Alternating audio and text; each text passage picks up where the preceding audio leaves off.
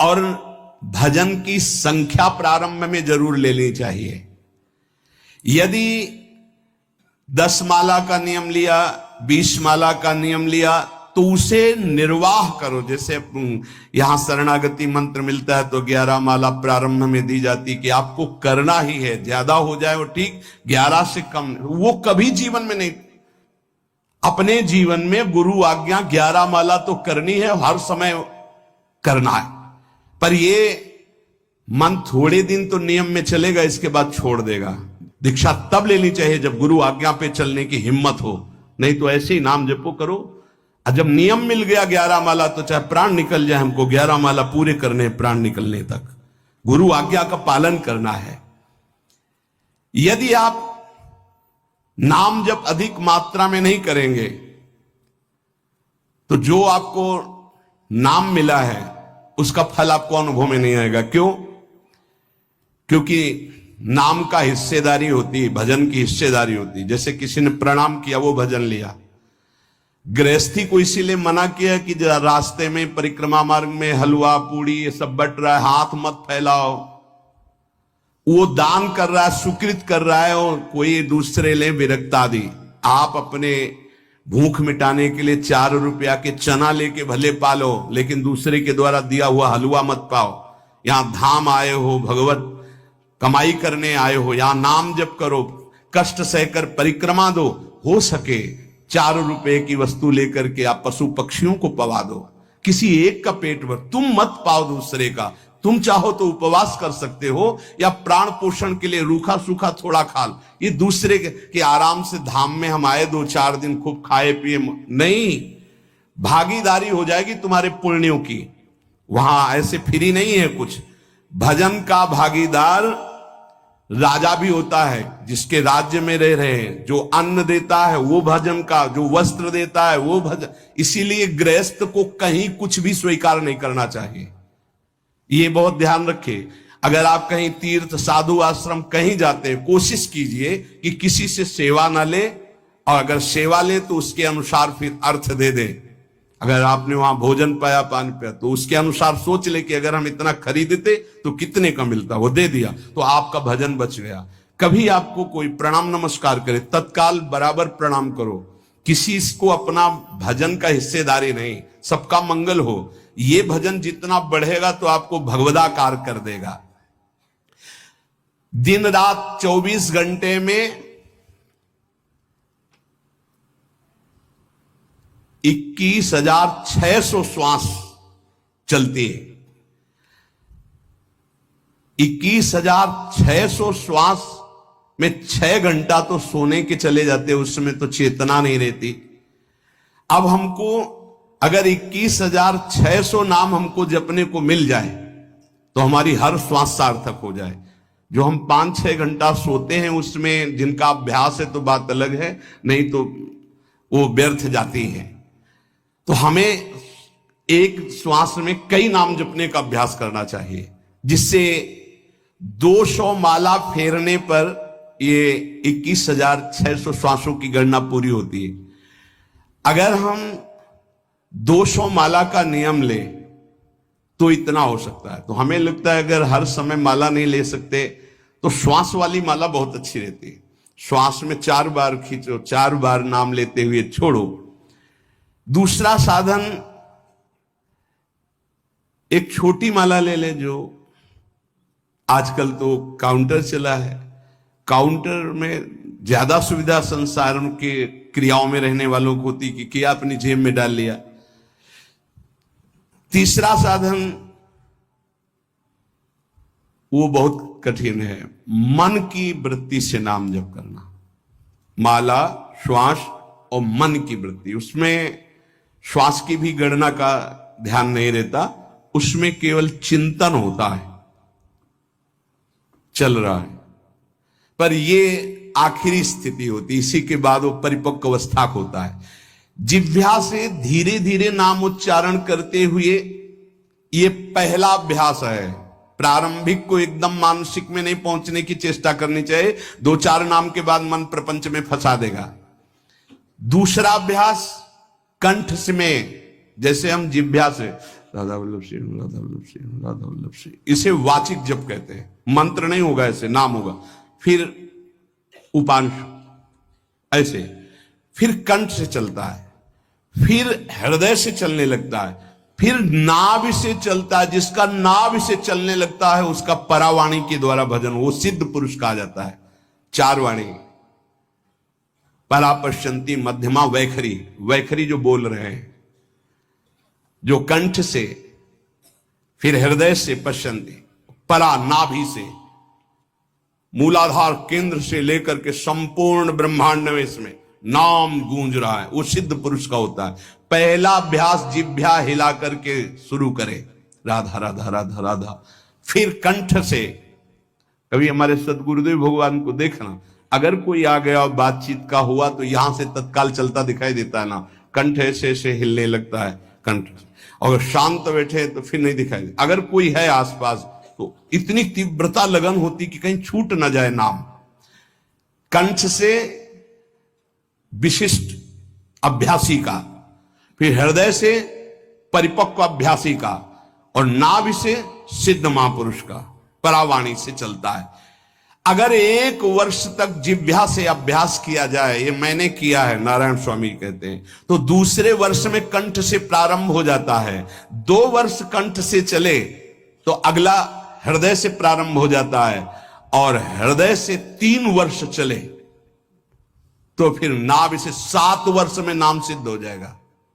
अगर नियम पूर्वक झूठ ना बोले, सत्य आचरण करे, ऐसे नाम जप करे।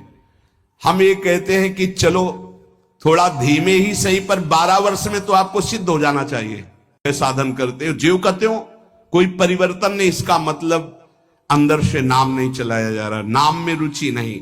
12 वर्ष में तो वो भगवत साक्षात्कार करके जागृत स्वप्न सुषुप्ति अवस्था पर विजय प्राप्त कर लेता है साधक। ऐसा ही स्वामी जी ने किया। नारायण नारायण नारायण नारायण नारायण, ऐसी सिद्धावस्था हो गई थी। एक टाट की लंगोटी, एक रस्सी कमर में, बस। बड़े ही उच्च कोट और बहुत बड़े अरब खरबपति घर के बालक थे। सारी सिद्धियां उसके पैरों में लौटने लगती हैं, जिसका नाभि से भजन प्रारंभ हो जाता है, परावाणी से। अजपा जाप उसे ही कहते हैं जो नाभि से होता है। अजपा जाप करने वाले उपासक में जो अजपा जाप करने की चाह रखते हैं, पहला भोजन पर ध्यान दे। सात्विक भोजन, पवित्र भोजन। भाई नाम का स्वाद नहीं मिला तो कुछ लोग जो है बहुत प्रसन्न होते हैं जब सांसारिक पदार्थ आता है। बड़ी कृपा श्री ठाकुर जी की रही है कि इस विषय पर जो है बहुत परिपक्व किया है। रोटी नहीं मिली, ये रबड़ी रसगुल्ला की तो बात जाने दो। गंगा का किनारा, गांव में जाना नहीं, जो आकाश वृत्ति से वो आ जाए वही। आप लोगों को तो रोटी तो मिल रही है। पहला नाम सिद्ध करने के लिए भोजन सात्विक और थोड़ा, अगर एक समय पाके निर्वाह कर लो तो अच्छा, नहीं तो 2 समय। 3 समय पाने का तो अधिकार ही नहीं साधक को। भगवान की बड़ी कृपा है, जब भूख थी तब था नहीं, और जब है तो भोजन नहीं पा सकते। वो बड़ा लीला बिहारी। जब भूख थी तब भोजन नहीं, और जब भोजन है तो नियम कानून इसके लग गए हैं, ये इतना इतना। दूसरा, पहला भोजन पर पवित्र। देखो नाम जप के लिए बहुत आवश्यक है। यही जीवन है कि अगर आप नाम जप करने लगे तो हमारा बोलना, हमारा जीना सार्थक हो जाएगा। अगर नाम जप आपको करना है तो पवित्र भोजन होना चाहिए। 2 टाइम भोजन पाना है तो थोड़ा थोड़ा पाओ, पेट ना भरने पाए। ऐसा ना लगने की वजन बढ़ गया है। वजन बढ़ गया है तो भजन घट गया है, वजन घट गया है तो भजन बढ़ गया है। देखो तुम्हारे संसारिक संबंधी माता पिता चाहेंगे कि तुम्हारा चिकना शरीर होना चाहिए, हष्ट पुष्ट होना चाहिए, लेकिन हम चाहेंगे कि तुम्हारा भजन पुष्ट होना चाहिए, भगवदाकार वृत्ति होना चाहिए। शरीर तो आज है, कल नहीं रहेगा, चाहे जितना चिकना कर लो। संसारिक माता पिता के प्यार में और गुरु के प्यार में यही अंतर है। वो आपके स्वरूप को पुष्ट करेगा तो शरीर तो अपने आप, मन प्रसन्न है तो वो स्वस्थ है। अस्वस्थ होने पर भी स्वस्थ है। अगर शरीर स्वस्थ है और काम वासना है, नाना प्रकार की चिंताएं, ये थोड़ी माता पिता दूर कर पाएंगे। वो तो तपस्या और साधना से ही दूर होती है, ध्यान रख लीजिए। अधिक भोजन पाना, शरीर को बहुत पुष्ट बलवान कर लेना, तो हर इंद्रियों को भोग देना पड़ेगा आपको। वो कोई तपस्वी होता है, जो तपस्वी होता है वो संयमी होता है, जो संयमी होता है उसके चर्बी नहीं होती, ध्यान रखना।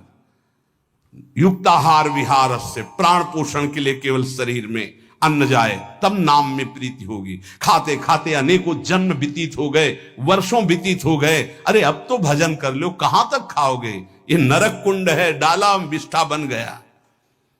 नींद, एक नियम बना लो कि इतना ही सोना है। पता नहीं सोने में कौन सा सुख, नींद में केवल एक बात का सुख होता है, आपका संसार का चिंतन नहीं होता, तो आप जो शांत रहते हैं वो सुख होता है, लेकिन वो तमोगुणी सुख है। अगर आप जागृत में संसार का चिंतन न होने दें और भगवत चिंतन कर रहे हैं तो आप महापुरुष हो जाएंगे। सो सो के जीवन क्यों बर्बाद करते हैं? एक टाइम रखिए सोने का, बस। ये कोई तुम्हारा सुख नहीं है, ये तमोगुणी सुख है। निद्रा आलस्य प्रमादोत्तम तत्तामस मुदाहृतम। और एक बात समझ लो, यद तज्ञे विस्मि परिणामे अमृतोपमम, जिसमें विष जैसा शुरुआत में लगता है उसका परिणाम अमृत होता है, और जिसकी शुरुआत अमृत जैसी लगती है उसका परिणाम विष होता है। प्रातःकालीन उठ करके सत्संग में आना विष जैसा लगता है, लेकिन उठ के आ रहे हो तो इसका फल अमृत होगा। ब्रह्म मुहूर्त में सो रहे हैं, जीवन बर्बाद कर रहे हैं, अरे ब्रह्म मुहूर्त में उठिए, स्नान कीजिए और सच्चिदानंद भगवान में चित्त को जोड़िए। ये विष जैसा लगता है, परिणाम अमृत जैसा होता है। तीसरा, 24 घंटे में 1 घंटे का तो एकांतवास करना सीख ही लो, चाहे गृहस्थ हो चाहे कोई भी हो।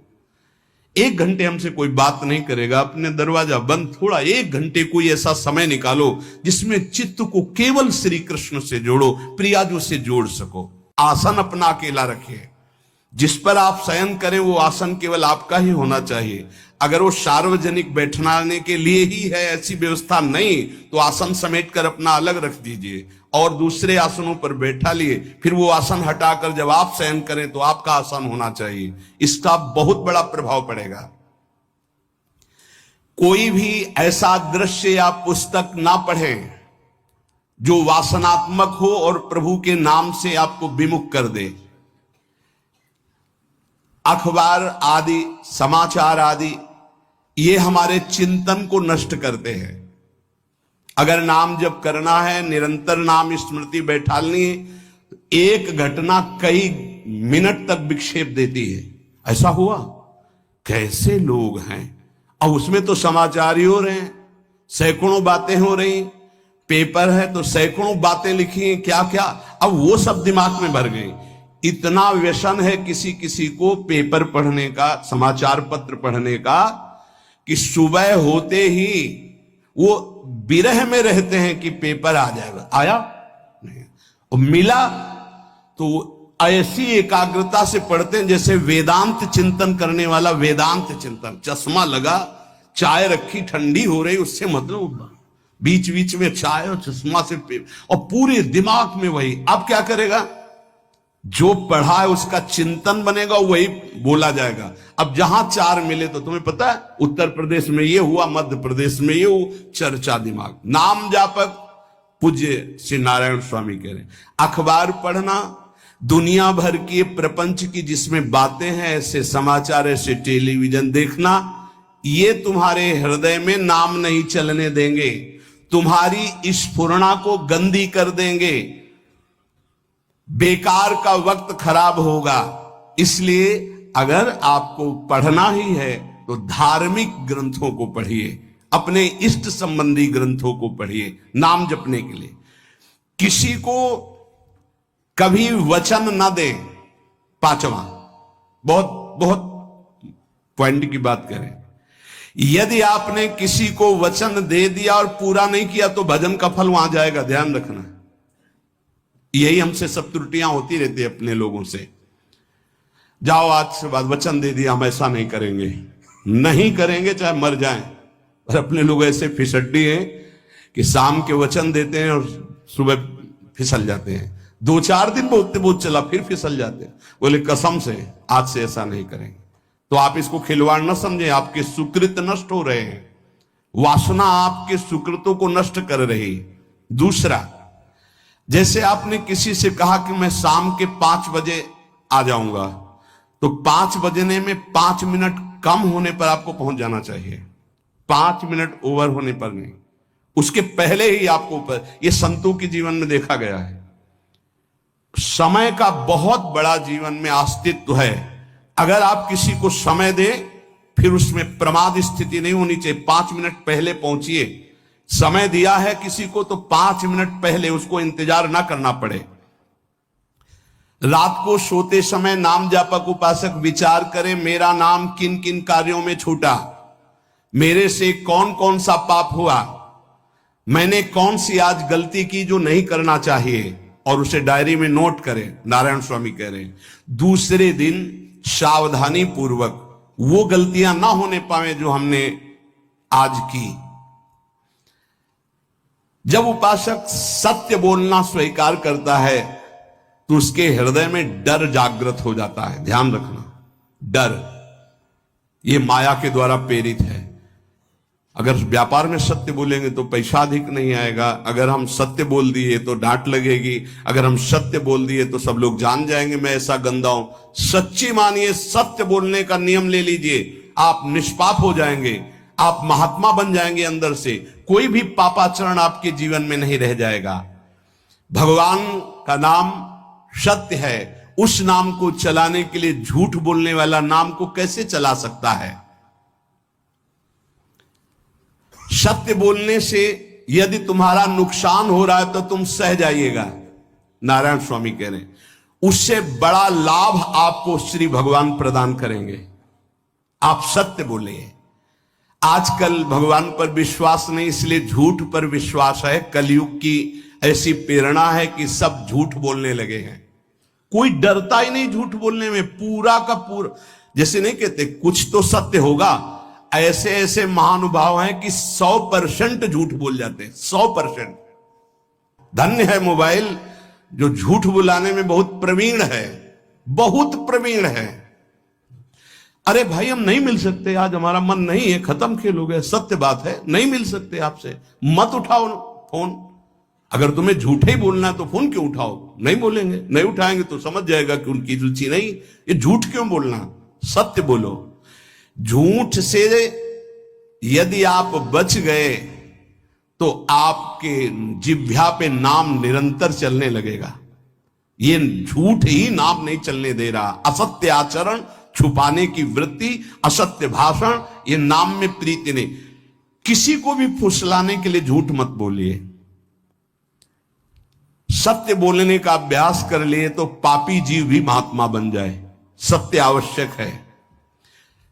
एक बड़े कागज पर ऐसी जगह लिख के रख लो जहां तुम उठते बैठते देखते हो कि मुझे सत्य बोलने का नियम लेना है, झूठ नहीं बोलना है। सत्य साधन कर लो, फिर देखो नाम कैसे चलता है। तपस्या, बड़े बड़े पुण्य, बड़े बड़े तीर्थ स्नान उतना पवित्र नहीं करेंगे जितना सत्य बोलने से होगा। पर बहुत कठिन है इस समय सत्य बोलना। मतलब बात बात पे असत्य का ही वर्ताव हो रहा है, असत्य का अच्छा, ये कोई संसारी आदमी में नहीं, कुछ ऐसे होंगे जो सत्य की वार्ता करते नहीं। प्रायः क्या जाता है, झूठ बोलने में बोल दिया और सामने वाला राजी हो गया, हम निकल गए।